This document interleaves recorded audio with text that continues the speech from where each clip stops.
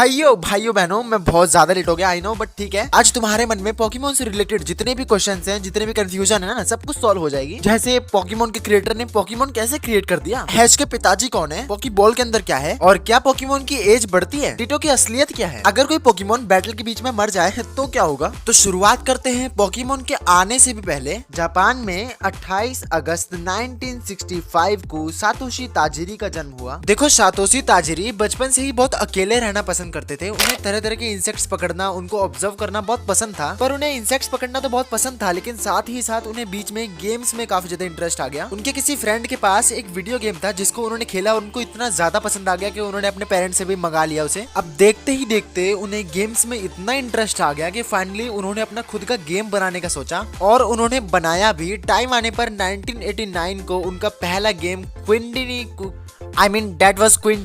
और गाइज, अब इंतजार का वक्त खत्म हुआ। इसी पॉइंट के बाद होने वाली है शुरुआत हमारे फेवरेट पोकेमोन की कहानी। इसी के एक साल बाद पॉकेट मॉन्स्टर्स नाम का एक आइडिया सातोशी ताजिरी के दिमाग में आया, जिसको अगर हम शॉर्ट में करें तो पोकेमॉन हो जाता है। ये सबको पता है। देखो, आइडिया तो आ गया, अब इसको इम्प्लीमेंट करने के लिए निंटेंडो की हेल्प लगी और निंटेंडो और गेम फ्रीक ने मिलकर फाइनली 1996 में पॉकेट मॉन्स्टर्स रेड और पॉकेट मॉन्स्टर्स ग्रीन बनाया, जिनको हम पोकेमोन रेड और पोकेमोन ग्रीन भी कह सकते हैं। जिसके बाद एक के बाद एक बहुत सारे पोकेमोन गेम्स रिलीज हुए और अभी finally Pokemon Scarlet and Violet latest है, 2022 में आया था आई गेस। पर एनिमे की शुरुआत कैसे हुई, तो ये जानने के लिए हमें जाना होगा दोबारा कुछ टाइम पहले, जब पोकेमोन का पहला गेम आया था 1996 को, और उसी के एक साल बाद एनिमे का आइडिया आया, यानी 1997 में जापान के टीवी टोक्यो में रिलीज किया गया पोकेमोन का पहला सीजन पोकेमोन इंडिगो लीग, जो कि ऑब्वियसली हिट और काफी ज्यादा पॉपुलर हुआ। देन ऐसे ही करते करते पोकेमोन के और सीजन्स आते गए, जितना पॉपुलर होता गया वो आते गए, अभी भी आ ही रहे हैं। हाँ।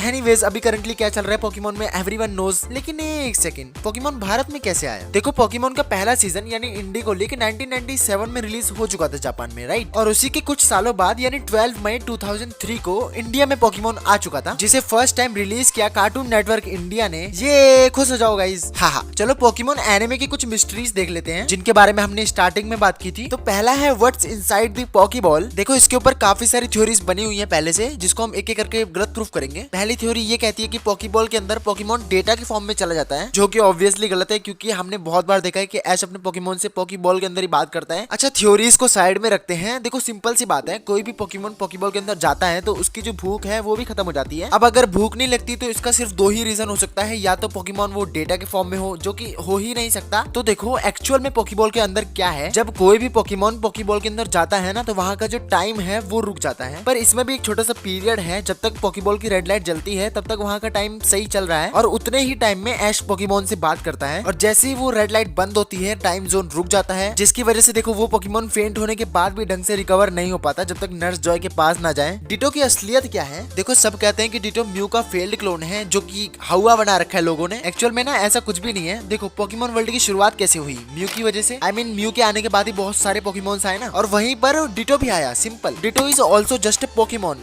Let me prove that. बात बताओ, उस साइंटिस्ट ने कितने फेल्ड क्लोन बना दिए, वो भी अलग अलग रंग के। देखो, हमें एनिमे में बहुत सारे डिटो दिख चुके हैं। एक तो बिल्कुल अलग ही रंग का था, सो जो उसका ट्रांसफॉर्म है ना, वो बस एक एबिलिटी है, ठीक है? अगर वो म्यू का ही फेल्ड क्लोन होता, वो भी इतने सारे, तो उसके पास म्यू की और भी एबिलिटीज होनी चाहिए ना, स्पेशली ट्रांसफॉर्म की घुसेड़ दिया। ज्यादा एग्रेसिव हो रहा हूँ मैं। अच्छा, ठीक है। नेक्स्ट क्वेश्चन, ऐश के पिताश्री कौन है? ये रहे ऐश के पिताजी, जो हमें कभी दिखाए भी नहीं गए हैं, बट है वो, ठीक है? ध्यान से देखो इस बंदे को, ये वही बंदा है जो हमसे छुप रहा है। देखो, बहुत से क्वेश्चंस के आंसर ना सिंपल होते हैं। हमें एनिमे में एक बार दिखाया गया हल्की सी झलक। ऑब्वियसली ऐश के डैड ऐश से मिल नहीं पा रहे हैं, ठीक है? इट डजंट मीन कि वो है ही नहीं या कोई और है वो। अच्छा गाइस, वीडियो को लाइक मार देना और सब्सक्राइब भी कर ही देना, मुझे पता है तुम्हें मजा आ रहा है। अगला क्वेश्चन, क्या पोकेमोन की एज बढ़ती है? क्यों नहीं बढ़ेगी, वो इंसान नहीं है? बिल्कुल नहीं। हाँ, मतलब पोकेमोन तो है ना, उनकी एज बढ़ती है। हमने बहुत सारे एंशिएंट पोकेमोन देखे हैं जो मर चुके हैं, तो ऑब्वियसली एज बढ़ती है। सिंपल। पोकेमोन बैटल के बीच में अगर कोई पोकेमोन मर जाए तो क्या होगा? देखो, पहली बात, ऐसा हो ही नहीं सकता। पोकेमोन के क्रिएटर ये नहीं चाहते। एक्चुअली पोकेमोन यंगर ऑडियंस को टारगेट करके बनाया गया है, तो अगर किसी पोकेमोन को डायरेक्ट डाई दिखा देंगे फेंट के जगह, तो थोड़ा डार्क हो जाएगा और जो कि बेटर नहीं होगा, इसीलिए उसको फेंट करते हैं वो लोग। एंड गाइस, ये थी हमारी पोकेमोन की जर्नी, और ये पोकेमोन की लास्ट वीडियो थी। मे बी तुम लोग कमेंट में अपनी चर्चा चालू कर सकते हो, और मैं मिलता हूं तुम सभी से किसी और नई वीडियो में। ये वीडियो चेकआउट कर सकते हो। Bye bye.